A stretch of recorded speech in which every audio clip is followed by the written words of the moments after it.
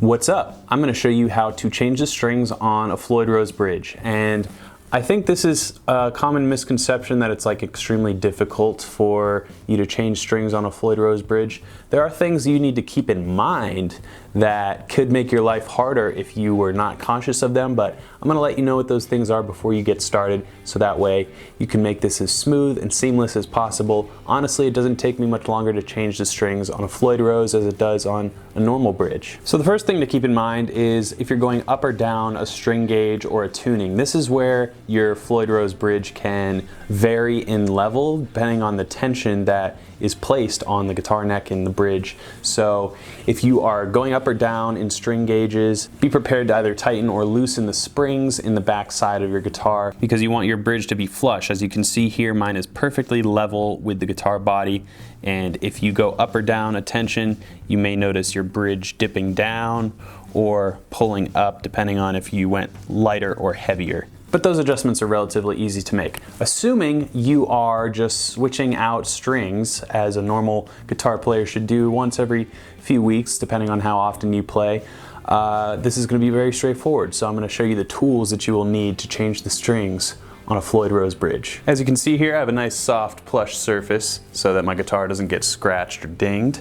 And you'll want the Allen wrench that should have come with the guitar because you're going to need to unlock a couple mechanisms, including the locking tuners, as well as the bolts on the bridge. You'll need some guitar strings. I like using elixirs. You'll need some wire cutters to cut the strings with. You'll need a handy tuner that you can just clip on and tune with. You'll need a string winder, which isn't totally necessary, but it'll make your life easier, which is a good thing. And finally, you'll need something to prop your guitar neck up. I like using an axe handler from Reax Products. This is my special Music is Win axe handler, and that's it. Let's change these strings. So when you're dealing with a Floyd Rose bridge, you don't want to change more than one string at a time because we want to maintain tension so the bridge doesn't sink. Some people like to lock the bridge with some kind of mechanism, but I like to go one string at a time. So we're just going to unlock one of these locking nut bolts. At this point, we can go ahead and clip off this first string, being very careful to keep these wire cutters away from the fretboard. Cut it right around the 12th fret. Remove the dead string from the headstock. I like to use a guitar pick to unlock these locking tuners.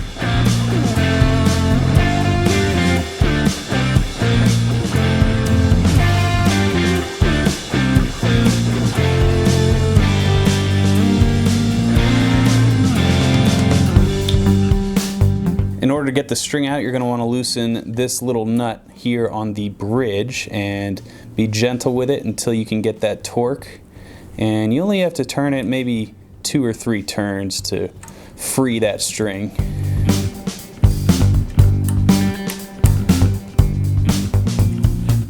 And it should just come right out of there.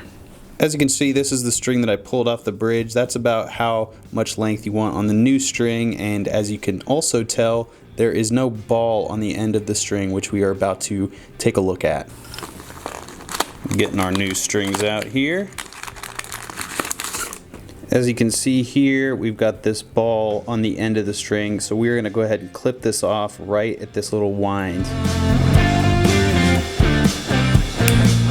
So I'm going to go ahead and feed that into the bridge here, and I can feel it's on the bottom, and I can go ahead and manually tighten this just to keep the string in place for the moment. And another thing I'll recommend you do is detune this fine tuner, not all the way off the bridge of course, but pretty significantly, because as you put on new strings they tend to be flat, so you want to have as much ability to sharpen them when we stretch them out later on as you can. So as you can see, here's the advantage of only changing one string at a time on a Floyd Rose. We still have this perfect bridge height here, plush with the body, so we're not losing any type of maintenance or intonation as we change one string at a time. So we can go ahead and tighten this bad boy up. We'll give this a few turns to the right to tighten it back up.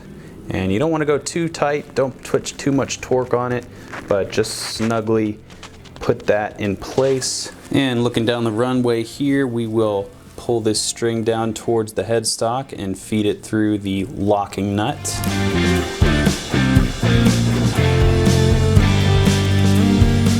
Since we got the locking tuners, we can just feed the string right through this post here. Go ahead and wind her up.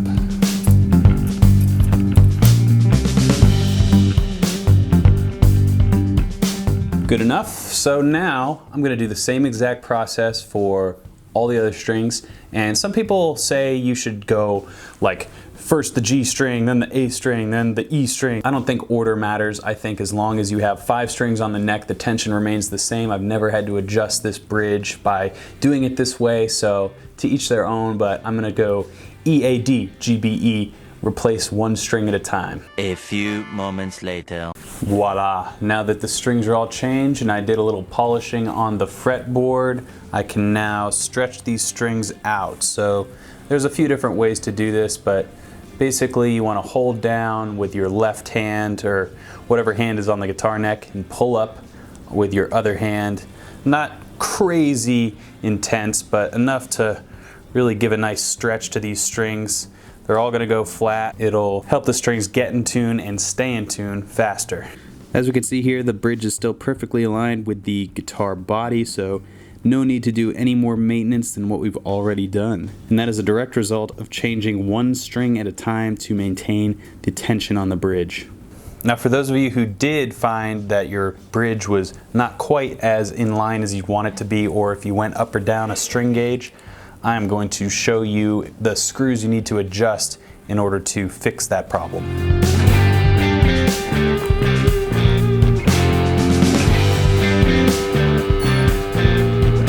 So all you'll do is tighten or loosen these 2 screws and make sure you do it evenly. So 3 turns to the left for this one, that means you do 3 turns to the left for this one. That would of course loosen it, which would bring less tension to the bridge. So if your bridge seemed to be sinking too low, then you would want to loosen these 2 screws. If your bridge was floating up above the body, then you would want to tighten these 2 screws, again making sure to do it evenly. And it's just kind of a trial and error thing. You got to go back and forth. That's where a lot of the Floyd Rose stuff gets a bad rap, but really it's just a matter of making sure the tension is correct on here, and you won't really run into any issues if you maintain the same gauge string set each time you change your strings. So once we're in tune, we can go ahead and take off our tuner for the moment and lock the nut. Now we can go ahead and test and make sure this thing's keeping us in tune. So we're perfectly in tune. Pull this all the way down.